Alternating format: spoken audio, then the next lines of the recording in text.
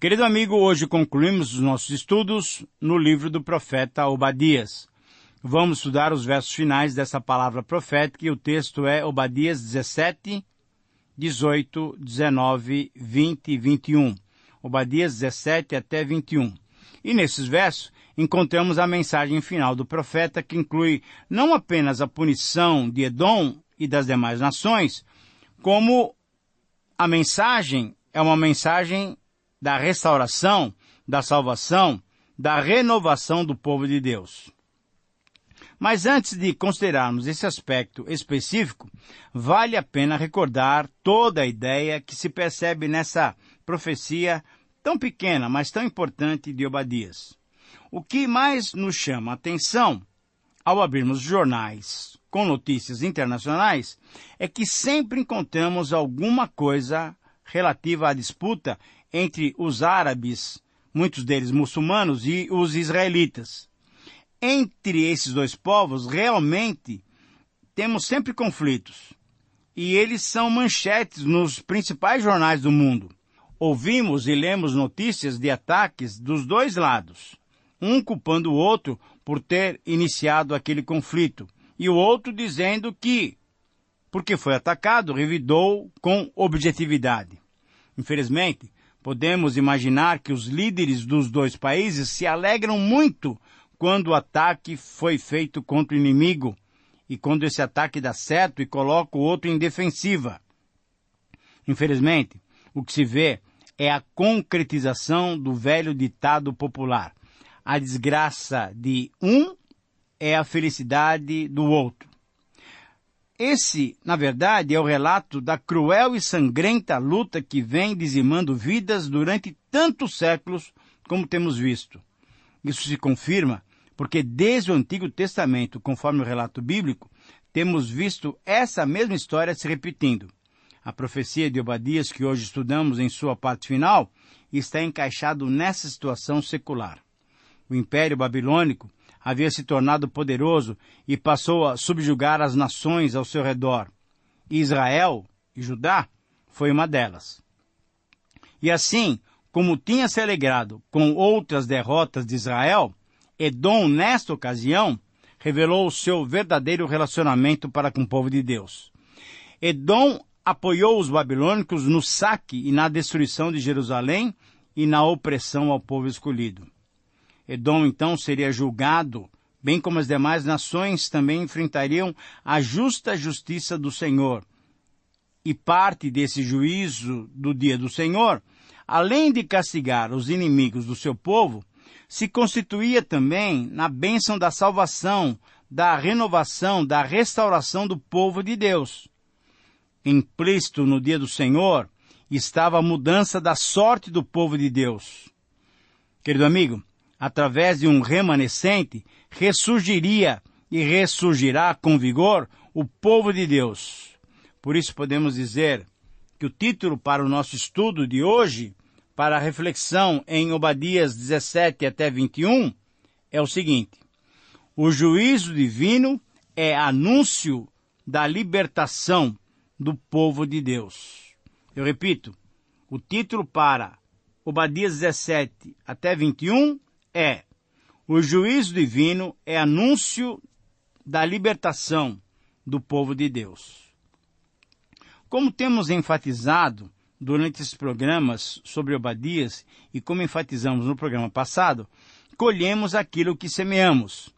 Edom sempre traiu seus aliados e eles fariam o mesmo com eles. Edom roubou e saqueou o povo de Deus e o mesmo aconteceria com eles mais tarde.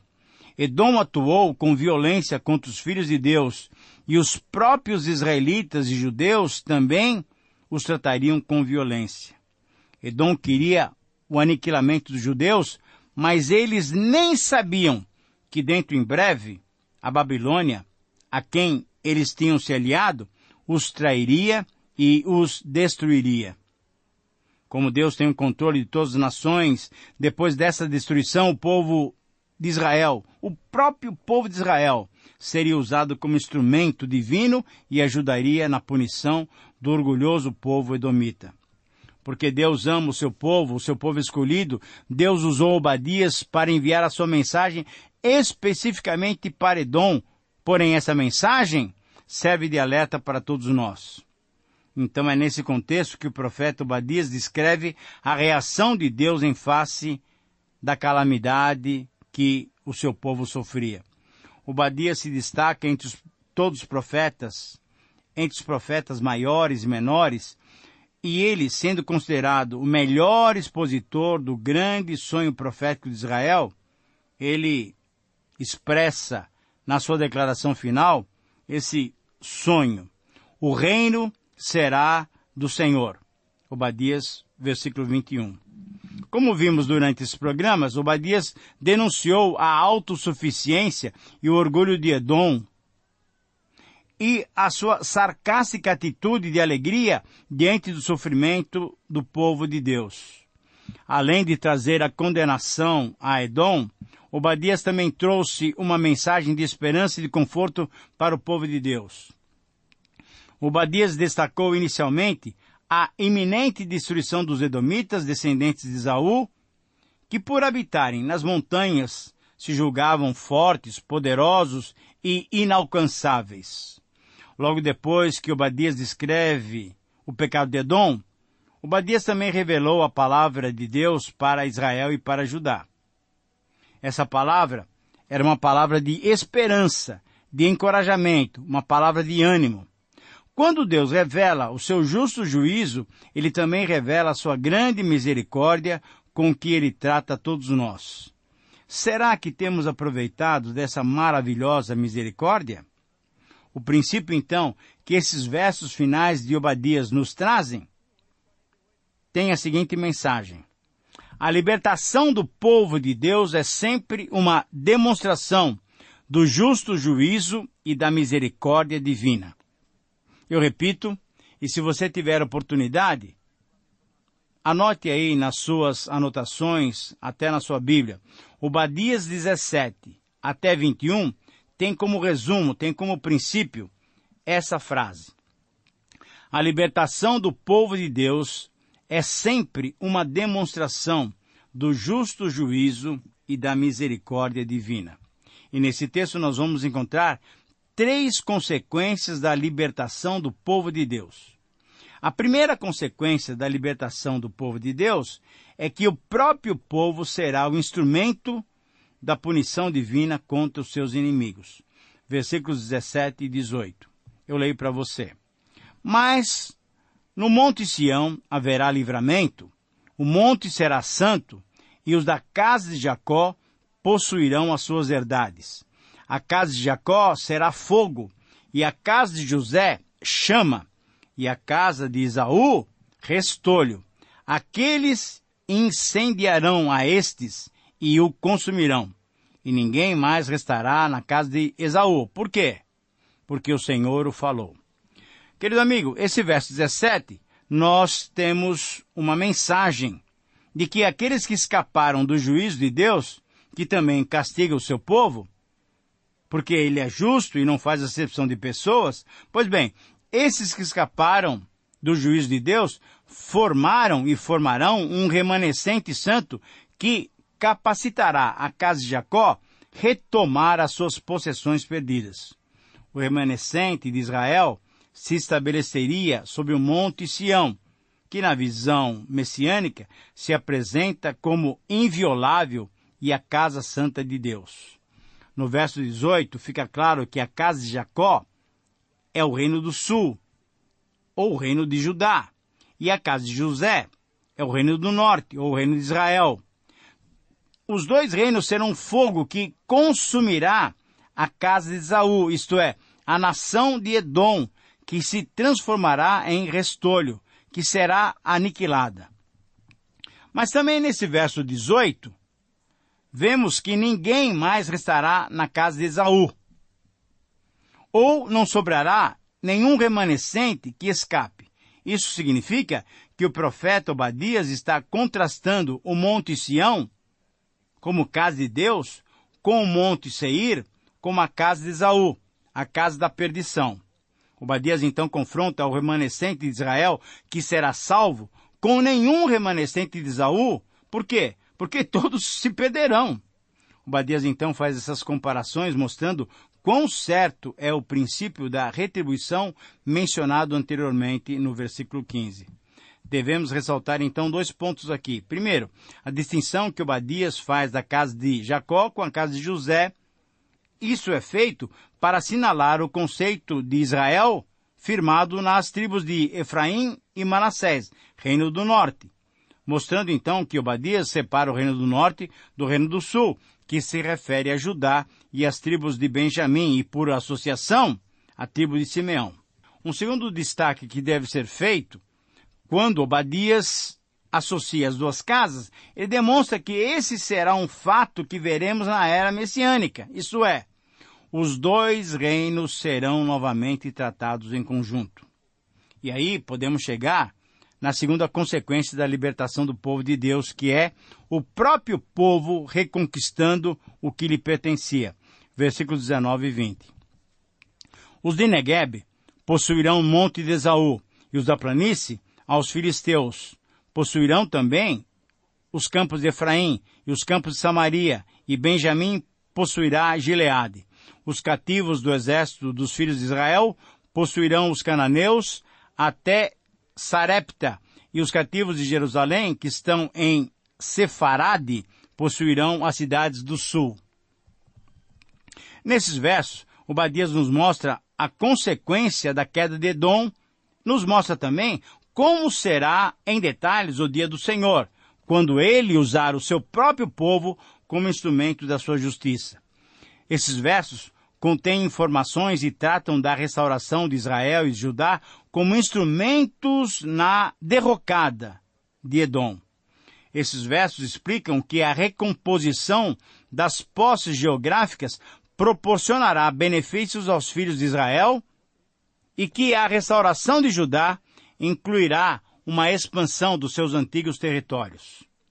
O verso 19 afirma que os israelitas do Negueb herdarão a terra de Edom, isto é, as montanhas de Seir, as montanhas de Esaú. O Negueb é a região do deserto sul de Judá, que foi com frequência o lugar dos ataques e dos abusos dos edomitas. Ainda o verso 19 nos informa que os israelitas do sopé das montanhas, de Cefala, ocuparão a costa conhecida como terra dos filisteus. Cefala é a região montanhosa ao sudoeste de Judá.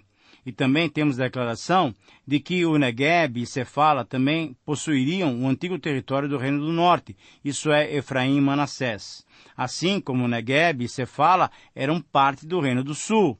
O verso 19 ainda diz que Benjamim possuirá Gileade. Agora, essa frase é uma referência ao território a oeste do Rio Jordão, que foi designado para a meia tribo de Manassés e para as tribos de Ruben e Gade. Benjamim estava longe de Gileade e teria que viajar através da Samaria e Efraim para alcançar aquela região.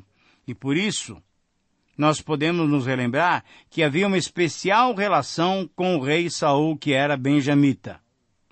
Essa relação era com Jabe e Gileade. Nesse aspecto, é interessante notar que há uma clara identificação de Judá e Benjamim com as tribos que sobreviveram à deportação do Reino do Norte pela Síria. Assim, podemos perceber que Benjamim e Judá eram um remanescente de Israel, e essa declaração refletia a perspectiva do período tardio ou posterior ao exílio, significando que Judá e Benjamim juntos viriam a restauração de todo Israel naquela terra que fora a terra da promessa. O verso 20 declara que os exilados do povo de Israel, que estavam entre os cananitas até Serepta, e os exilados de Jerusalém, que estavam em Sefarade, retomariam as posses das suas cidades. Isso quer dizer que os do reino do norte, que viveram nos territórios fenícios e cananitas, se uniriam aos exilados de Judá, mesmo que na literatura rabínica se use Sefará para referir-se à Espanha, no hebraico bíblico, pode se referir a Sardes, a capital do antigo Império Lídio, a oeste da Turquia, que aparentemente foi o lugar de moradia de alguns judeus exilados. Querido amigo, também poderia ser identificado essa cidade a oeste da Assíria. De qualquer maneira, esse verso destaca como os exilados do povo de Israel e de Jerusalém, ou os que escaparam, poderiam novamente habitar nessas regiões. O notável é que o cenário montado para esses versos implica diretamente numa ação divina, da qual a própria terra chega a ser um agente que vencerá os inimigos do povo de Deus. Por isso, chegamos à terceira consequência da libertação do povo de Deus, que é o próprio povo será governado pelo Senhor. Versículo 21 diz então, salvadores hão de subir ao monte Sião para julgarem o monte de Esaú, e o reino será do Senhor. Nesse versículo encontramos essas afirmações. Salvadores, que era um termo que se usava na época dos juízes. Esses subirão desde o monte de Sião para julgar a terra de Esaú, para julgar a Edom. Esses salvadores que estavam em Jerusalém julgarão a dura nação de Edom. É notável que Joel diz algo semelhante em relação às demais nações também. Você pode confirmar sobre esses julgadores que vão condenar Edom e as outras nações em Joel 3,12. Muito bem. Chegamos à conclusão do nosso estudo e ainda eu quero chamar a sua atenção para essa última frase do versículo 21. Esse versículo 21 é visto como uma conclusão do livro porque ele termina com aquela profecia tão especial, tão esperada por todo o Antigo Testamento. O reino será do Senhor. E essa frase nos mostra a realidade do reino anunciado, porém ainda não completamente estabelecido, tornando-se assim uma mensagem profética. Aqui temos um significado especial. Todas as expectativas ficam superadas pela esperança de que o reino será do Senhor, pois Ele é o soberano sobre a história das nações e sobre todo o universo. Para Obadias, somente com a destruição de Edom, símbolo dos poderes humanos que se levantam contra Deus, poderia haver restauração. Poderia haver a libertação. A libertação e a restauração só serão completas quando esse reino inaugurado, profetizado, for de fato instaurado. O governo de Deus será definitivo quando o Messias, então, voltar. O reino é do Senhor. O governo de Deus, soberano, se coloca acima de todos os poderes humanos. Essa é a esperança segura do verdadeiro cristão. Saber que o reino pertence a Deus nos dá essa esperança. Querido amigo, ao concluir esse estudo, eu faço essa pergunta. Você tem certeza de que vai reinar com o Senhor? Eu oro para que Deus lhe dê essa segurança, lhe dê essa certeza. Um grande abraço, Deus te abençoe. Até o próximo programa com os aspectos introdutórios do livro de Jonas.